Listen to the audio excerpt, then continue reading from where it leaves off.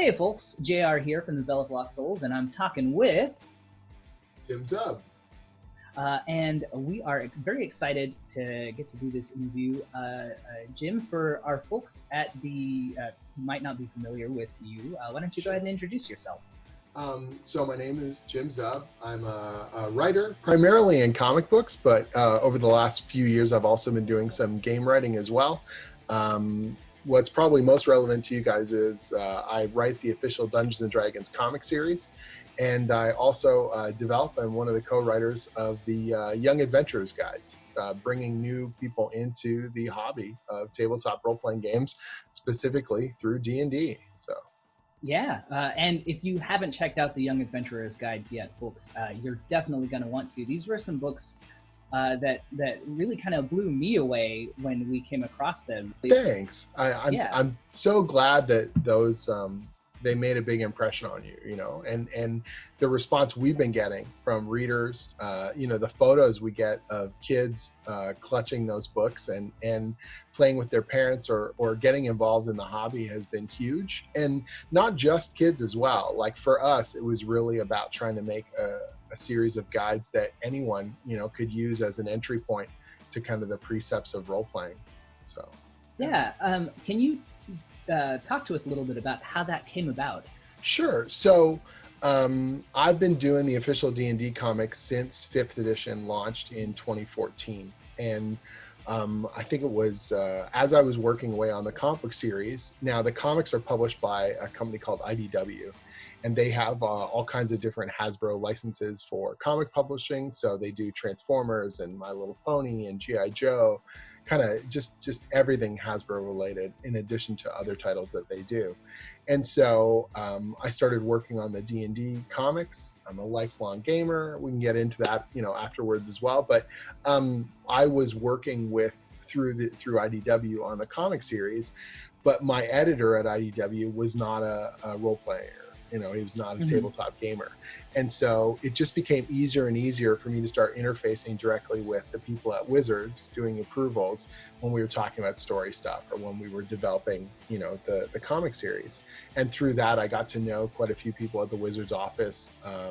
And it became really clear that, I love D&D. I've got a long kind of gaming history, and I wanted to be involved in all kinds of different ways if possible. So in addition to doing the comics, we just started talking about other potential projects.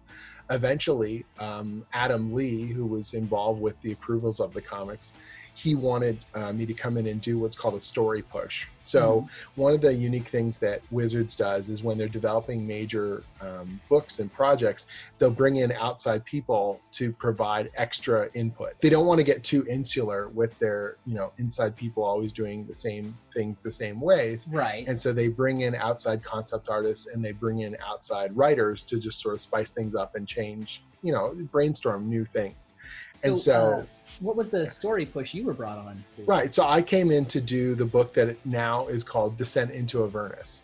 So I don't even remember what it was called when we first started working on it. It had a different code name, and we were developing all kinds of different stuff. So I flew into Seattle, stayed in town a few blocks from the office. And for 4 days, I went into the office and developed a bunch of the stuff that's in Descent into Avernus. They had a core concept, and we were just brainstorming all kinds of different ways to bring it into the mix. That's really cool. Could you talk for a minute about some of the things you developed that are in the adventure? They figured out that Baldur's Gate was going to be an important part of the book.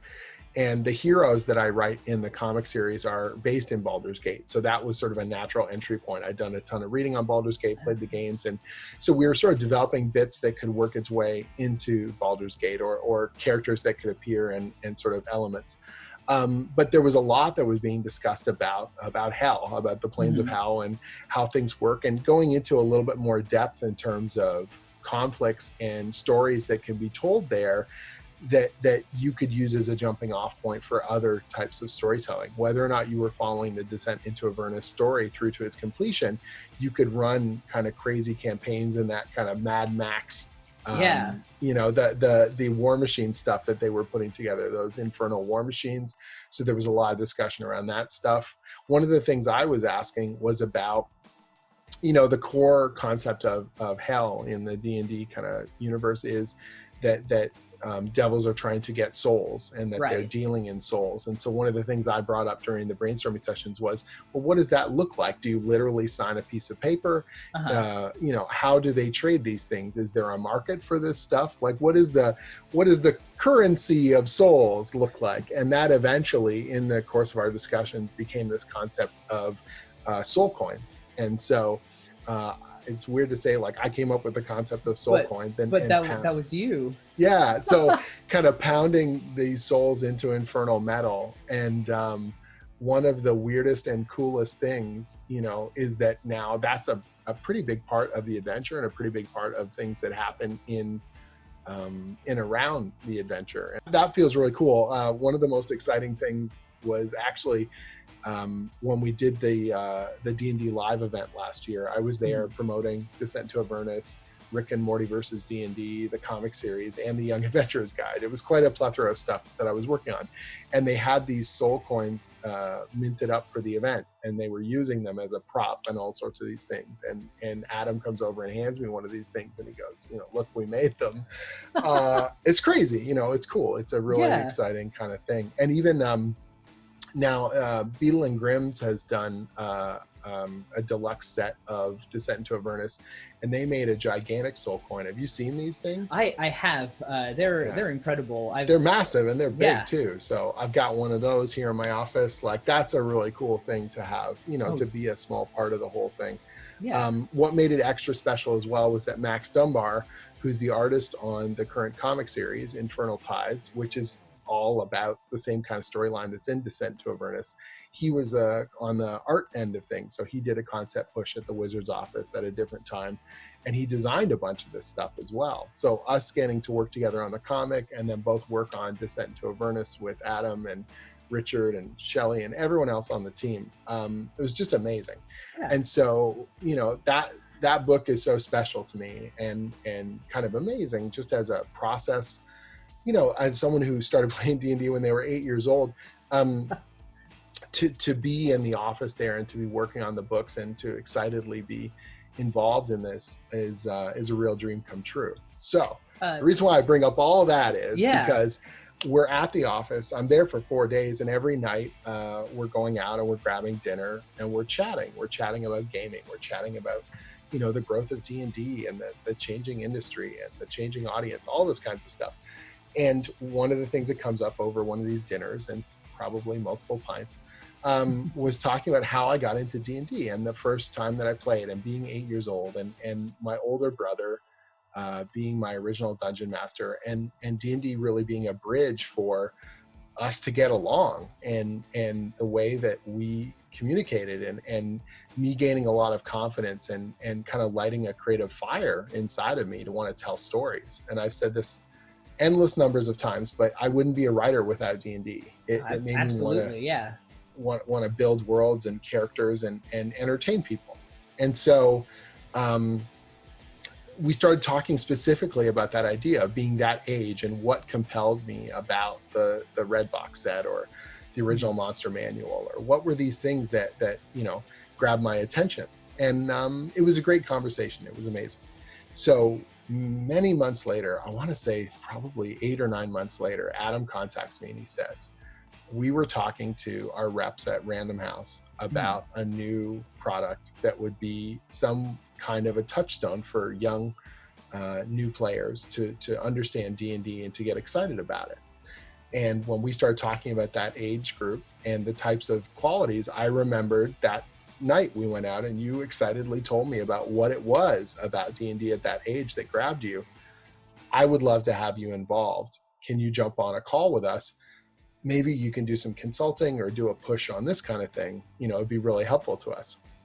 And by the time we finished our conversation on the phone, I made it really clear I didn't want to just consult. I wanted to be directly involved. I would write the whole thing if I could, because this is the kind of stuff that I had been thinking about for years. Like I had talked to friends.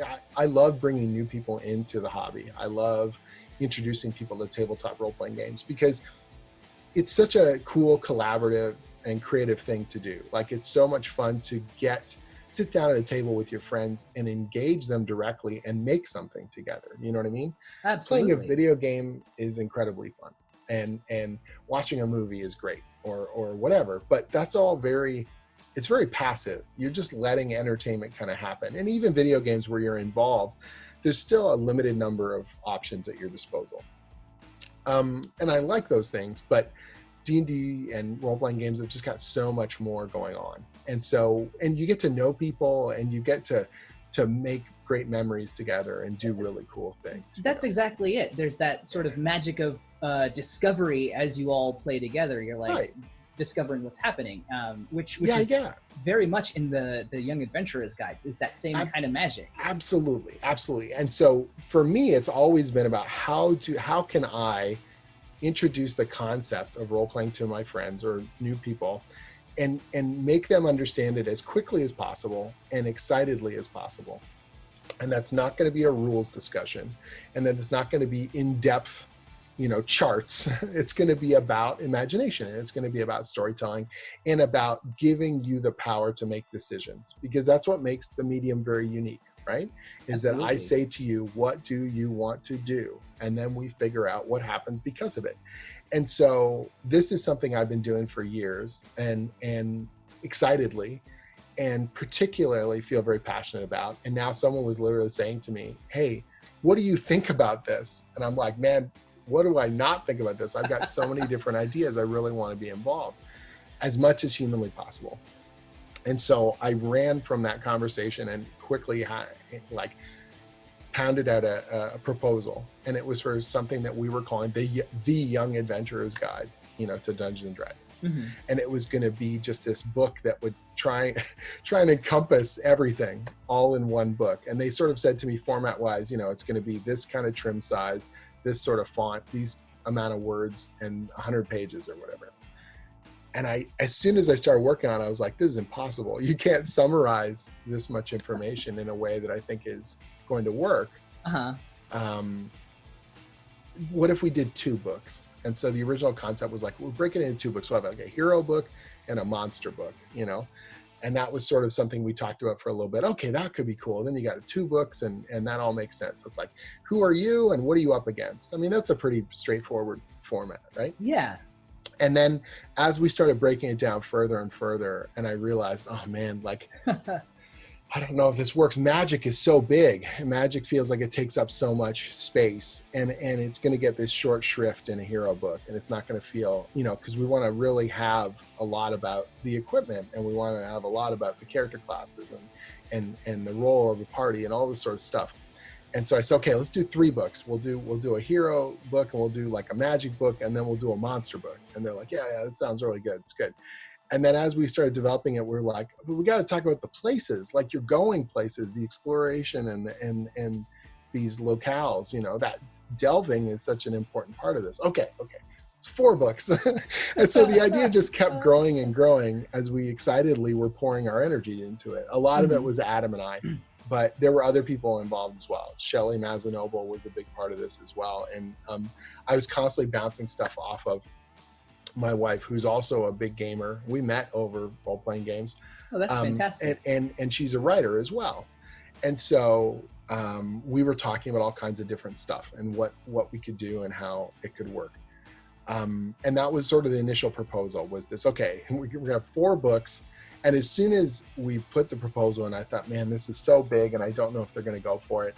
And we got approved. We were, underway starting to work on it. And almost immediately I realized, my God, I'm so underwater on this side project that was just supposed to be this little passion thing I would do on the side. Is all of a sudden it's a book series for young adults. That's a lot of work, We also had a thing early on where I said, look, the nature of this kind of product, I know the easiest thing to do is to take existing artwork and to just chunk it down on the page, because that's what tends to happen with these sorts of things. But by doing that, what you're signaling is that this is a lesser version of the player's handbook, or a lesser version of the monster manual. And that's going to reduce its effectiveness. You know what I mean? Mm-hmm. If we had some new artwork, that would be great.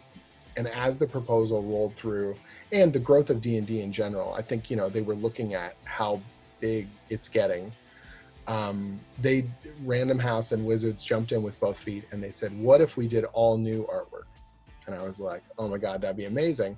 Who's going to art direct it? And they said, well, we don't have any resources because we weren't even expecting this thing to be this big.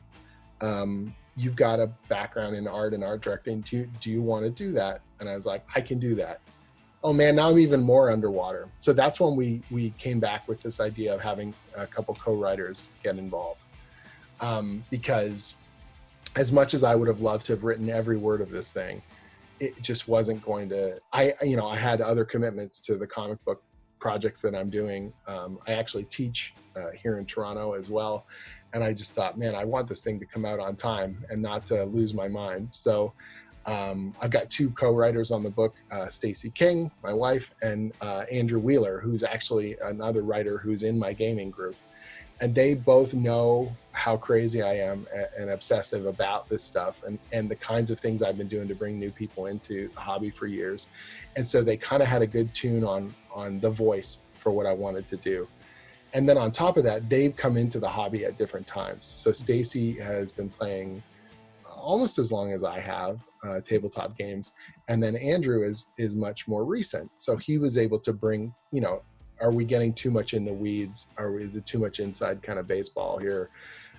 It was really helpful to get that outside kind of view as well, because one of the difficulties I find this when I'm writing my comic book stuff, but you're constantly dealing with people who know all the terminology, who know this stuff intimately. And our job was to present it to new people, to present it clearly and cleanly, and so that's where having that other people's eyeballs on it were so crucial. It was also really valuable that the editors we had at 10 Speed, one of them was quite an avid gamer, but another person was not. And so she was coming at the material really fresh, which was incredibly valuable because those were the kinds of people we wanted to be reading the book and finding it entertaining.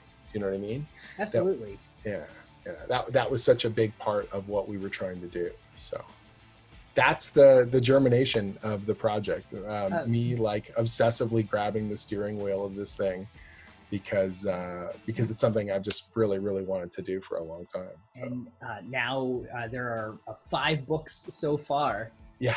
And there's actually a 6th book that we are developing that hasn't been announced yet in terms of title and content, but I am allowed to say that there's 6 books, that will, at least at this point, that are encompassing the series. So yeah. That's exciting. Can you tell us a little bit about what would you say are some of the principles that you wanted to capture in these books? Right. So what's funny is the introduction to Warriors and Weapons, it was that intro section is almost verbatim from my proposal, which is basically trying to distill all these concepts down to the most simplest thing, which was, this is a fantasy story. You're a hero. What do you do? That's sort of the core concept of it.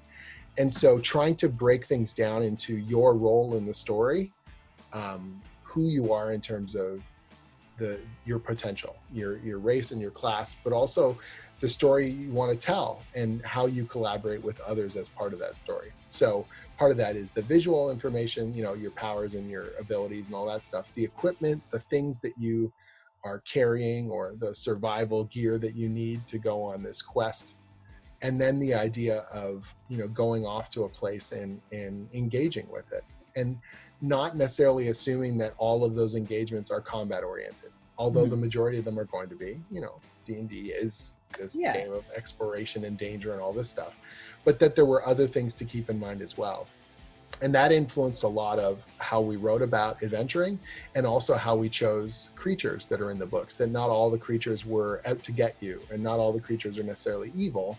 Some of them are angry and savage and dangerous, and other ones are just weird and you're trying to figure your way out, to interact with them.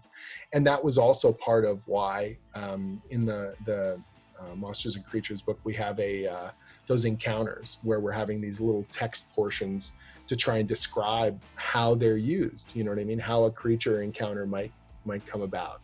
And some of them are directly kind of combat related and other ones are more like negotiations, and some of them are just Do you get the, beat foot and get out of there? Like all kinds of different things to give people an understanding that all of these types of things are possible when you sit down to play the game.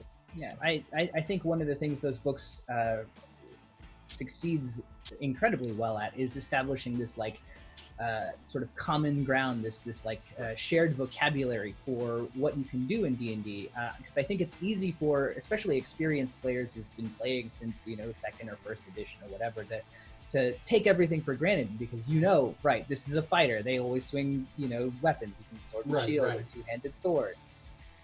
Yeah, that was really important to us, is that we had to assume you knew nothing, but that didn't mean we were talking down to you. Do you know what I mean? So the vocabulary that we use or the way we discuss things, it's very conversational in its tone, but it's also, assuming that you're going to get the concept pretty quick and we're going to move forward with it, But that was where it was also really important for us to have as many examples, So we have each of the character classes, and then we have a legendary character example to show you race class combinations, or to show you, in some cases, examples from existing D&D material, whether that's the novels or the comics or the video games, so that you can sort of get a sense that all these things are possible. You can be any of these types of things, and they're valid and exciting in their own way. And that was so important to us when we were putting this thing together. It was to really just give as much cool option,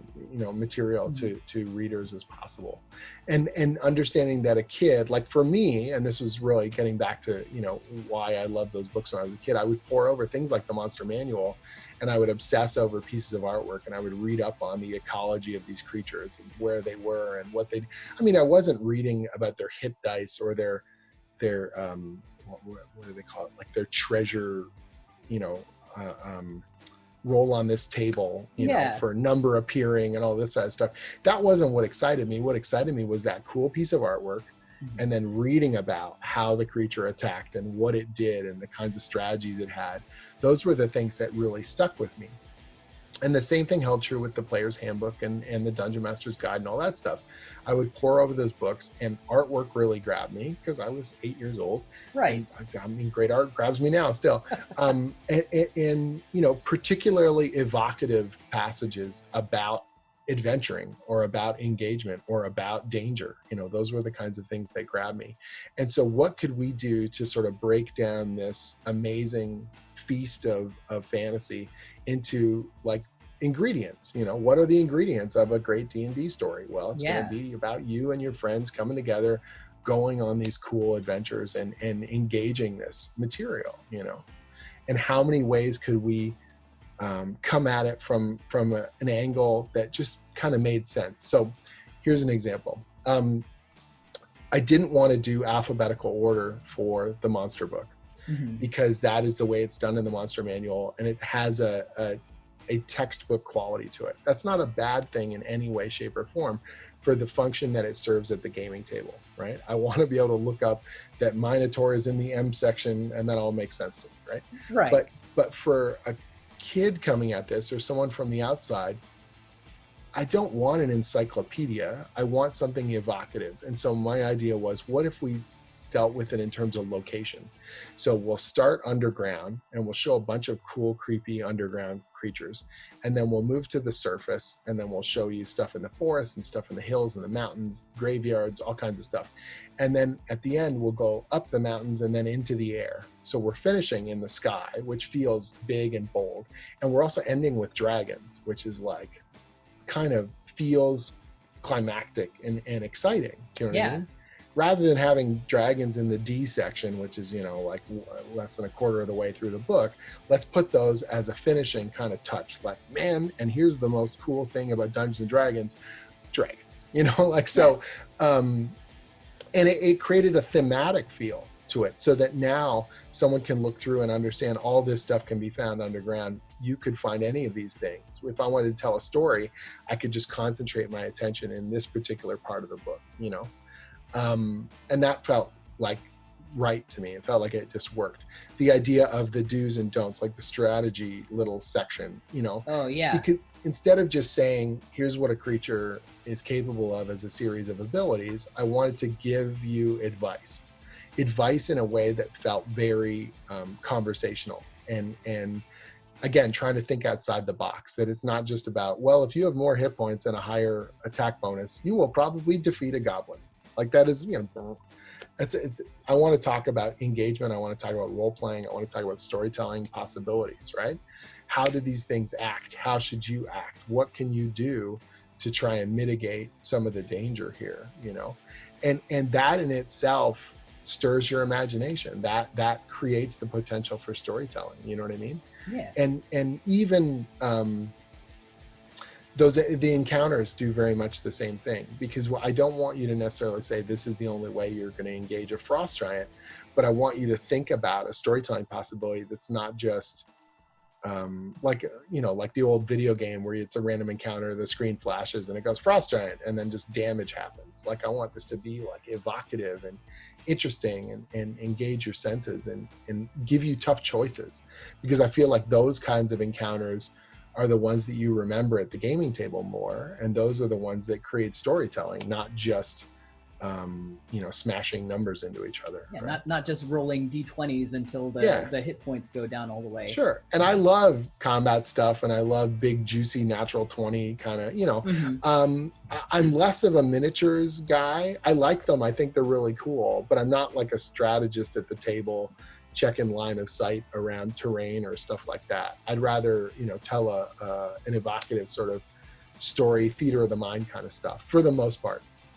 And so my bias definitely works its way into the Young Adventurers guides, because I feel like that's the kind of storytelling that's even easier to present to someone, is to paint a kind of picture for them and then ask them what they want to do. Because if they don't know, if you describe the surroundings to them in an interesting way and then they say, oh, is there a chandelier? And then I go, yeah, man, there's totally a chandelier and you can swing off it. Like that's more fun to me than trying to say, well, there's 5 tables and there's 32 chairs, and like I'm not, there's a barrel 20 feet away. Like I want this to be a bit more of a cinematic kind of experience in your mind, and a verbal kind of storytelling thing for me. So the team at Wizards was so amazing and supportive. The crew at 10 Speed was so amazing, and all of us, like, part of my job was to get everyone on board.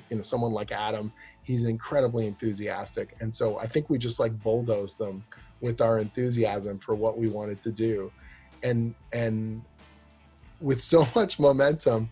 The one thing I was worried about was how people would receive it. That I knew internally we had a good idea, mm-hmm. and that I was bringing that across clearly to the editors. But a lot of it was built on this confidence of it's going to work, because 8-year-old me would have lost my mind for this book, and that's it's a cocky thing, I guess, to say, sort of be like, well, it would have hooked me, so it's going to hook everyone else.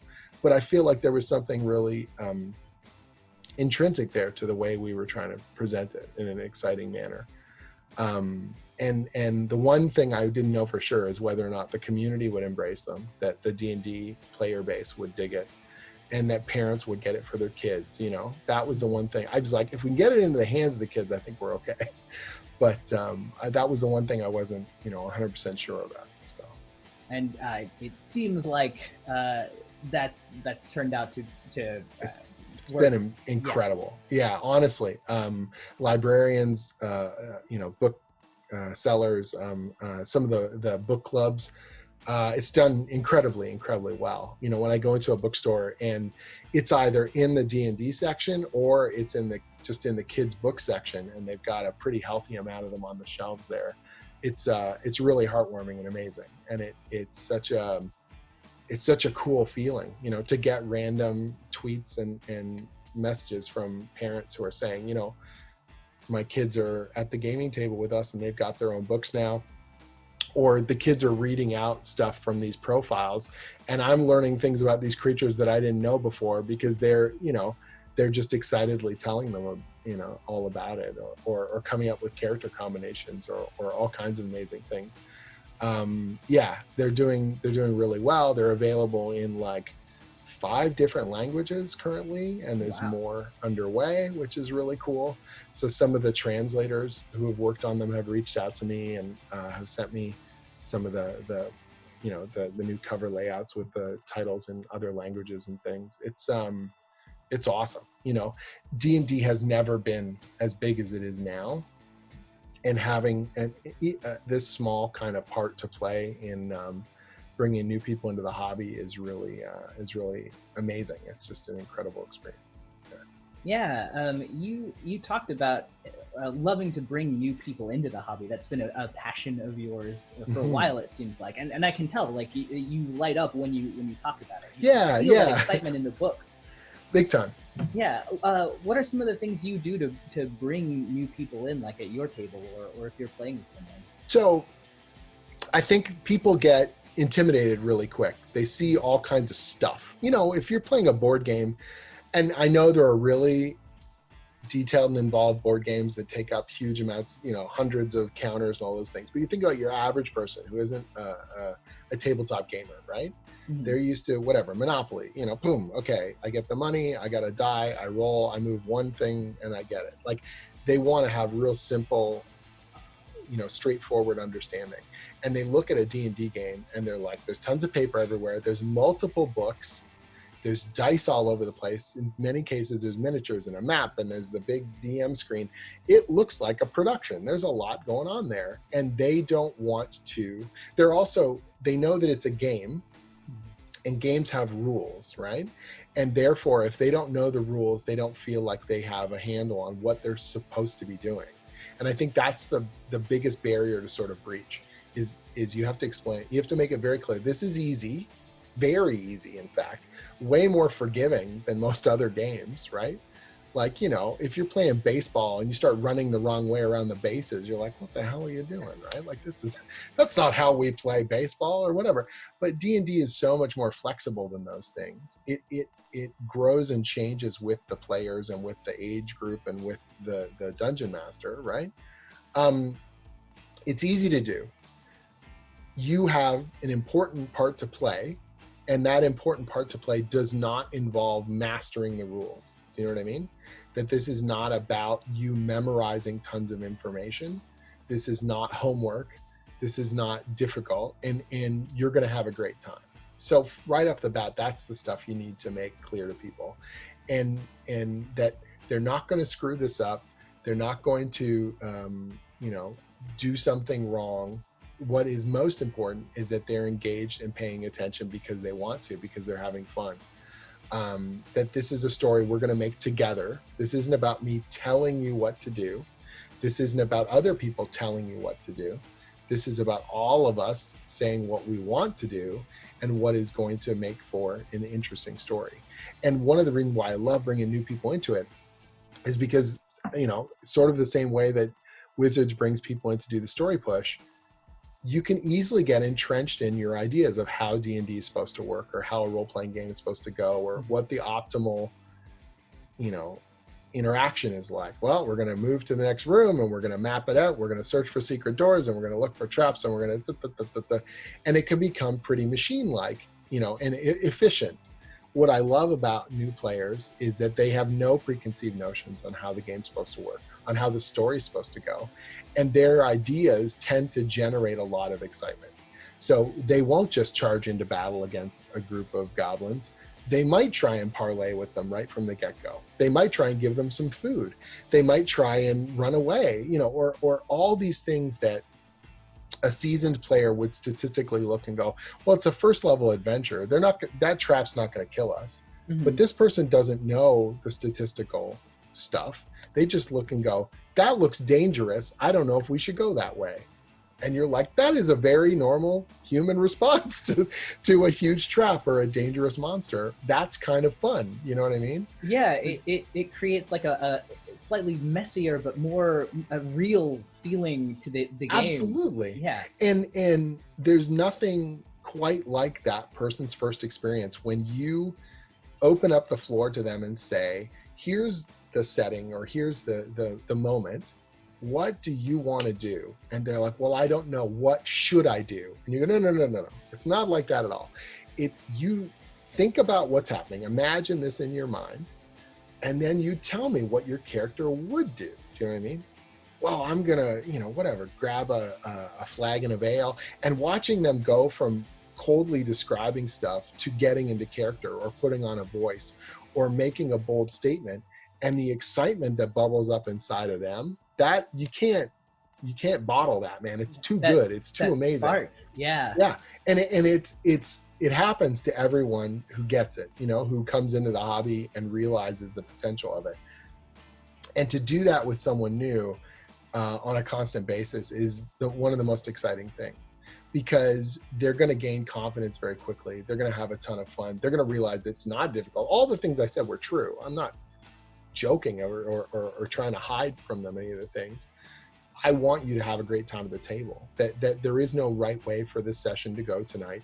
And the Dungeon Master is not going to win. Do you know what I mean? It's not like that at all. When I win is that we're laughing and having a good time. That I could walk away from the table and grab a snack and everyone is still playing because they can't stop. That's the kind of stuff that builds bonds between people, that builds great memories as well, and you see it now as we're separated from each other and people are playing online. I mean, people have been playing online for ages, but that we've been pushed into this even more so than normal. Mm-hmm. And people are finding that escapism, finding that empowerment, whether discovering it for the first time or re-engaging with, people they haven't played with in ages and realizing how much they've missed it, and how valuable that is to the way we interact with each other and the way we feel about ourselves and the confidence that it can give us and the escapism that it can provide, And so it's a cool tool. It like I said, it gave me a lot of creative confidence and kind of changed the course of my life. And so now it's one of the best things to be able to try and pour that into the way I bring new people into the game. But these books are really kind of a capstone on that, to sort of say, okay, here's a bunch of thoughts. And they're not really radical ideas, but they're just really breaking it down to bite-sized kind of bits of information that say, here's what you need to know to get started. Don't worry about the rest. And that's always been the case. Like, when people would learn how to play D&D, when I was younger, first edition, second edition, whatever, the Dungeon Master was going to have to tell the new player when to roll anyways. They weren't used to any of this stuff. But what I do need you to know is who you are and what your kind of general goals are, what the story we're telling is. Someone else at the table is going to tell you when to roll D20. They're going to tell you how much damage gets done. That's not what makes a story great, right? But your involvement and your input is what makes it great. And so what is the shortest line between 2 points to get you in there and excited? And it wasn't going to be about charts. It was always going to be about cool artwork and storytelling options. So you come to the table and you say, I'm a tiefling rogue and I look like this and I act like this. Let's go, make an adventure. So yeah. That's it. That's all you need. Yeah. And the books like capture that so well. It was and the art team as well. I got to tell you, the crew at Jetpack 7, they've been so great about running with our art notes and making it feel colorful and vibrant and exciting. It was one thing when we were originally talking about having a handful of new artwork, and now there's like over 60 pieces in each book that are brand new. And that's a lot. That's a lot of stuff to put together. And we put them through the mill in terms of like, some of these are full scenes with a party of adventurers fighting monsters, and some of them are just little pieces of spot art. It's a little relic on the ground, or it's a character, launching an epic spell, and everything in between. Let alone the creatures, and trying to figure out, okay, we don't just want to reproduce what's in the monster manual. That's our jumping off point, but all creatures have different variations, and how can we show something a bit different, whether that's the way they're portrayed or the way they're shown. Some of these creatures we want to show being ready to attack, and some of them we want to show very passively, And that's all kind of planned out and discussed at length. Well, I probably overthink most of this stuff, but that's a good quality in most cases. Yeah. Yeah, I recall the Displacer Beast from the Monsters book, especially. Mhm. Like that was such a departure from like the typical portrayals of them, but it felt Right. very, very real. It felt like you can imagine, okay, here's what this thing looks like, and here's where it is, and even just looking at it, you start to envision like, oh, I can use this. I can Yeah. this. Yeah. That one of the other things that was really important to me was that when we talked about size, I wanted to have those silhouettes so you immediately knew how big this thing was. Because sometimes when I look through the monster manual, I'll see a really cool piece of artwork, but the size of the artwork is not relative to the creature's size. It's always like, how did it fit in the page layout? You know what I mean? And I'd have to look at the size reference and it would say it's large. Oh, that's 7 feet tall. Oh crap, I didn't know it was that big, or or that small, or whatever. So I wanted to have those silhouettes built in, so it's like instantly you recognize how big this thing is. And then when we discussed size, we actually talked about it in terms of narrative. I said, can we use examples from not D&D, right? And that was a pretty protracted discussion back and forth with Wizards, because it was such a departure from how things are referenced in the regular D&D books. But I felt it was really important to be able to say, this particular creature is longer than a school bus. Mm-hmm. This creature is taller than a 2-story house. You know what I mean? The beholder can be as small as a basketball or as big as a giant beach ball, because that's something that you can instantly visually understand, that you can, oh, I can't wrap my arms around it. Oh, that's big. Oh, okay, I get it. Or this thing that I wanted a kid to be able to go outside and get on the school bus and imagine that this creature was longer than the thing you know what I mean? Like, yeah, that creates excitement. That is cool, to a kid, right? Instead of, if I abstractly say this is 22 feet long, you're like, so what? No, it's this long, it's this wide, it's we talk about Demogorgon in the book, and I think in there we say there's some weird stuff in there. We talk about the fact that Demogorgon can swallow you whole, right? And you're like, oh, he's huge. Oh, he doesn't even have to bite you in half. He just, that's how big he is. Oh, that's huge. That's really big. That's scary. You know what I mean? That's the kind of stuff that I thought was really important, because again, it activates your imagination. How big is this stuff compared to me? What would it feel like to be in those situations? Because that's what people are it's gonna help them to remember it. Yeah. It's very usable. Yeah. Shifting gears here just a little bit. You also do the writing and development for a lot of the D&D comics, including the D&D versus Rick and Morty. Can you talk a little bit about that? Yeah, so I'd been doing the D&D comic series for several years. And what we've done with that is we've done a series of mini-series. So they're all connected together, but you can read each of them also in isolation. So it's the same group of adventurers going through their lives. So the first one was called Legends of Baldur's Gate. That came out in 2014, and it ostensibly has some ties to Tyranny of Dragons. Then we did Shadows of the Vampire, which had some tethers to Curse of Strahd. The third one is Frost Giant's Fury, which is sort of got a feel for Storm Giant's Thunder. The fourth one is a series of one-shot stories to sort of expand the origins of the characters. Point is, we were doing lots of D&D comics already, and I had a great relationship with Wizards. And so I was at a comic convention, and one of the editors explained to me that she had gone out with some of her friends from another publisher called Oni Press, who had the rights to Rick and Morty, amongst other things. And over dinner, they had discussed, like, what if we did crazy crossovers between our two companies? What is the weirdest crossover we could come up with? And I don't know who came up with Rick and Morty versus Dungeons and Dragons. And everyone at the table laughed and goes, that would just be insane. And then it kind of stuck in their heads, like, wouldn't that be a thing? How would that even work? And so the next day they actually came to me and they said, is this something you'd be interested in? I'd watched Rick and Morty. I thought it was hilarious. And I knew, it would be cool. But the very first thing I said to them was, I would love to be involved, but it'll never happen. And they're like, what do you mean? I said, there's no way. The kind of story that would work for Rick and Morty is one where you deconstruct and destroy tropes and elements of it. It's it's got a really nasty, sense of humor to it. And it's the biggest thing at Adult Swim right now. And then D&D was on this huge upswing, and still is. It's bigger than ever. But there's no way Hasbro's going to let Rick and Morty tear them apart, and there's no way that Adult Swim's going to want to play in the sandbox with D&D. I just don't see it's going to happen. Feel free to mention me in a proposal or whatever, but if you guys can negotiate it out, I'd be shocked. And it did take a long time. It took about 8 months for them to negotiate the contract between these big players and properties.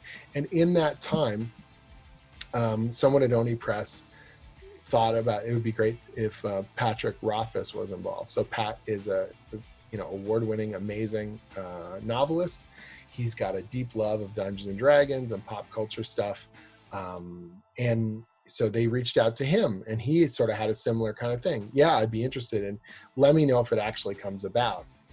And so almost a year later, at that same convention, Pat and I went out for dinner with the editor and discussed. I met him for the first time, and we started talking about how this kind of thing could work. And Pat came with really an intense kind of goal. Like, he wanted to elevate this material. He didn't just want to do a lot of crossovers and tie-ins can be very cheap kind of get a book out, make some money sort of stuff. Just do the obvious kind of jokes and get in, get out. And in a weird kind of way, it's like I talked to the Young Adventures guys, and I said, the cheap thing to do would be just to reuse all a bunch of artwork, but we could do something better. Pat kind of came with a very similar vibe, and he's like, look, people think that Dungeons and Dragons, jokes are all about like basement boys and kill creatures and take their stuff. And he goes, but it's more than that. It's a lot more than that. And he goes, and people think that Rick and Morty is just like edgelord humor and nihilism. But he's like, but it's actually about really broken people trying to be a family and all this sort of stuff.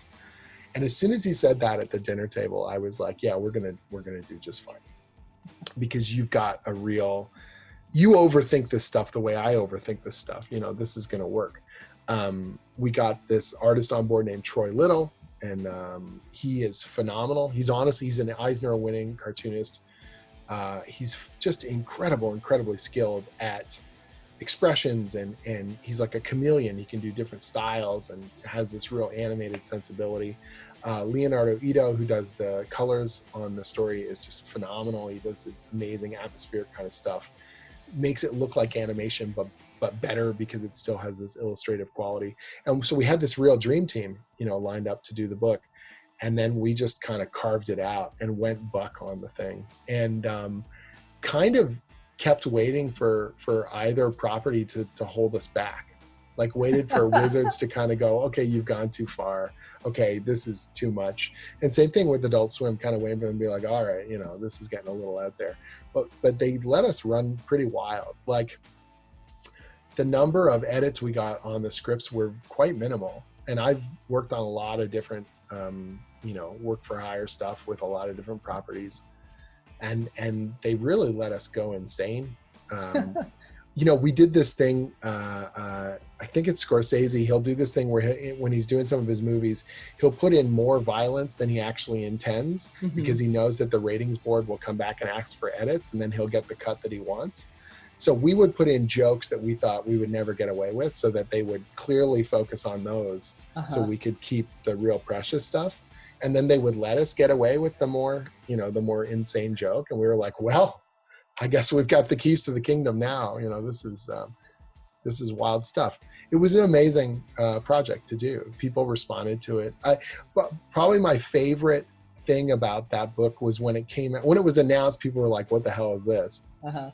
When it came out, there was a whole bunch of people that were basically like, this is going to be a cheap cash grab.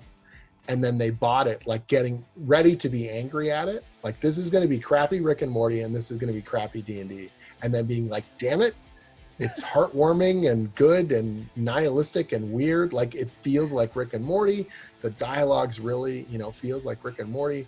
The scenario is weirdly touching and strange. And it's a real mutant kind of love letter to the hobby that we all love, and that the people that we were able to bring around who came in ready to hate it and then actually genuinely enjoyed it. Those were my favorite, kind of Yeah. part of this process. And so we turned around. Pat got insanely busy, but I had an idea for a sequel. And so we turned around and did a sequel for it. So it was the same art team, and I did the writing solo on this one. So we did a sequel called Painscape, which was this treatises on kind of all those characters that you make that you never get to play, and all sort of stuff like that. And it's equally as psychological and strange, and we had a really, really good time with it. And then the ripple effect was that Wizards of the Coast reached out to Adult Swim and then negotiated to do a game product. So they did Dungeons and Dragons versus Rick and Morty, which is a starter set style, kind of malformed, make a character and play a first level adventure. And I got brought on board to work on that. Troy got brought in to do all new artwork for it.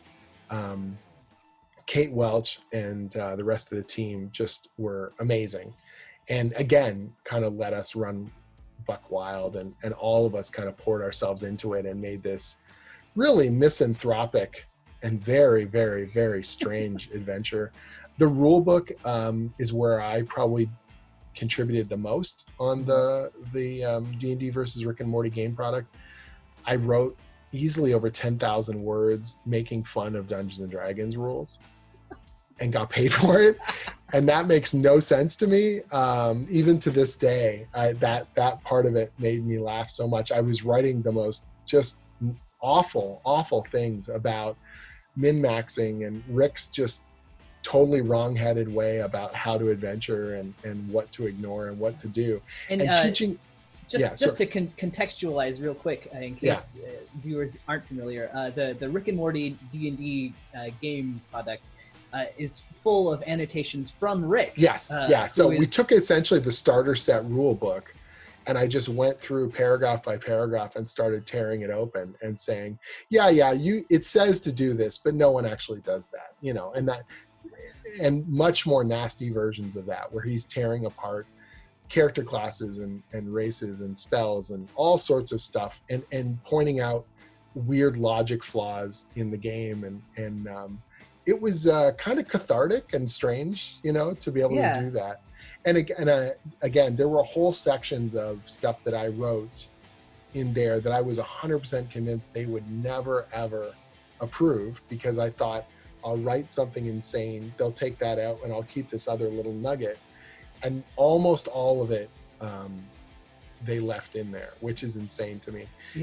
The Appendix B is an entire rant where Rick basically tells you the reason why people play Dungeons and Dragons, and that Dungeons and Dragons and role-playing games are more important than cheap corporate crossover hack stuff. And it's just me going off for an entire page. And I was like, they're going to cut all this. And they literally have an Appendix B in the book, and it's almost there word for word, which is mind-blowing to me. There was a thing that when I was looking through the 5th edition starter set, it's on page 3 or 4. There's a little sidebar that basically says, enjoy this. Here's some other products. Like, it's your classic kind of upsell. Like, you're going to try and get more, buy other stuff, right? And I literally have Rick call that out and be like, geez, page 4, and you're already trying to suck more money out of our wallets? You corporate bastard. Like, he's just going off, And again, I thought they'll never go for it. And they were like, this is great. I'm like, wow. Okay. I mean, I guess all the, the gloves are off. We can just go to town on this thing. And it was, I think, a cathartic way for all of us, a bunch of the designers and the Wizards office, just to be like, what is the dumbest, weirdest kind of room encounter we can put together? Because we can justify it and just do it, It was an absolute blast. It was just so much fun. I think that's something that really works, because it feels like if they had kind of tried to rein you all in, it would have felt like disingenuous. But a lot of this is funny because it's true. Oh, absolutely, right? And here's the thing, D&D is phenomenally successful, now more so than ever. Within that success, you need to be able to laugh at yourself. You need to be able to, you are the 800-pound gorilla. You have to have be able to take a joke. You have to be able to take the hits, you know, because everyone's going to be slinging arrows at you at this size, right? And if you're able to get in front of that and go for it. Look, we're totally bigger than this. We can totally, you know, absorb this. This is not going to hurt us. It's joyous and worth celebrating. I think that's where the fun comes from, you know. And the reality is, Rick and Morty D&D is a love letter to tabletop gaming and spending time with each other. And your best friends know you well enough to really dig in their elbows deep, right? Like, that's what makes it so effective, is that I love D&D, so I know where it hurts, and I'm going to get you, you know, in a way, hopefully, that is both funny and true, and say something, you know, worth reading. Yeah. Absolutely. One last kind of question, but you are obviously, you say you are a writer because of D&D. How would you say that, like, D&D has kind of shaped the way you tell a story and the way you work on even non-D&D? Right. So, first of all, the simple truth is that creative projects, except for very few people are auteurs, that they're able to do every part of a process, right?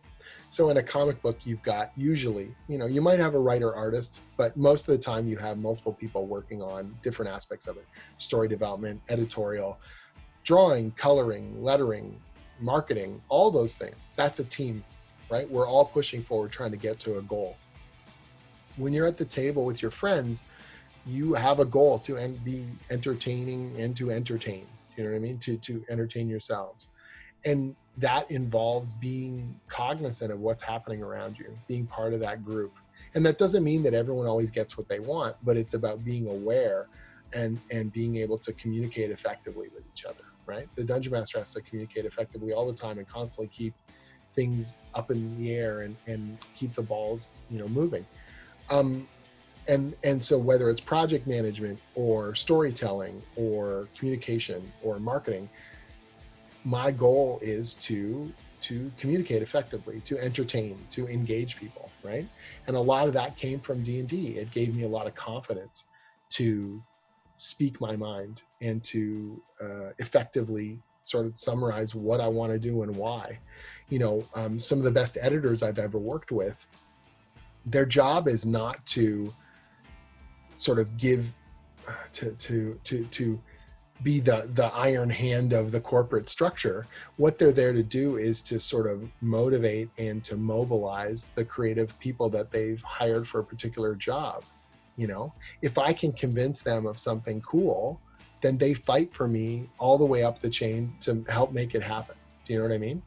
And that kind of stuff, that enthusiasm comes from the interactions that happen at the table. They come from the kind of teamwork that happens at the table. So it's about, you know, communication. It's about teamwork. It's about collaboration. It's not just about what I want, but it's about all of us feeling like we have a role that matters in this process. Do you know what I mean? So that, a lot of that kind of stuff comes from gaming as well, for me anyways. And so it's about, and then it's about role playing. You know, role playing is about empathy, right? So I'm getting into the role of someone that might be quite a bit like me or might not be like me at all. But either way, I'm trying to take on that role and understand them. Well, that's what good storytelling is as a whole. So if I'm writing a character who exists, so I do quite a bit of writing for Marvel and I write superhero stuff. I've written the Avengers, I've written Iron Man, I'm working on a Black Panther series right now and stuff like that. Those characters are not me, so I need to be able to role play them effectively, how they speak, how they would react to situations. Multiple characters within a scene interacting with each other. You know, I wrote an issue of Black Panther and the Agents of Wakanda where T'Challa and Deadpool are interacting with each other. Well, they have very different goals and very different ways of getting what they want. Who's going to win in this interaction based on the tension of the situation? What are they going to say to each other and how's it going to turn out? That's a form of role playing, right? One of the things that people have complimented me on is that I get the voices of characters well, that I'm able to not just reproduce the way they've talked before, but continue to, you know, write them effectively, right? So that's a form of role playing. It's a form of getting into the heads of those characters and then playing them out in a scenario, you know? So whether that's dialogue or action or plot or emotion, all of that for me is about role playing. So if I sit down to write a character, I do a bunch of research and I read up on them as much as I can, even ones that I think I know. I want to sort of refamiliarize myself with them. And then I get into their heads and I'm like, what do they want? What do they want? And how are they going to try and get it? And what does this other person want? And where can they come to cross purpose and make this entertaining, you know? And all of that, it comes from role playing for me. And so I'm role playing whether or not I'm writing Dungeons and Dragons. Every single time I sit down to write a story, every single time I sit down to brainstorm stuff, there's a form of either being a player or being a dungeon master or being a role player, being an entertainer, you know, being an organizer. All that kind of stuff for me builds off of things that I learned, you know, playing D&D. So, yeah. Very cool. Well, thank you so much, Jim Zub. My author, pleasure. Writer, designer. You should check out the Young Adventurer's Guide. Thanks. There's 5 so far, and 4 out in print right now. Dun, dun, dun. Check those out. And then Beasts and 5th Behemoths one is coming soon, right? Yeah, it's coming in the fall, so it's going to be here in October. And I think I don't know when we're announcing book 6. So, but working on those, like I said before, has been an absolute joy. It's been such a cool experience. And I hope that it ignites the fire, you know, creative fire for a lot of people the way that it did for me. Because the more people that are telling their stories and you know, feeling confident to build stuff, the better it is for all of us.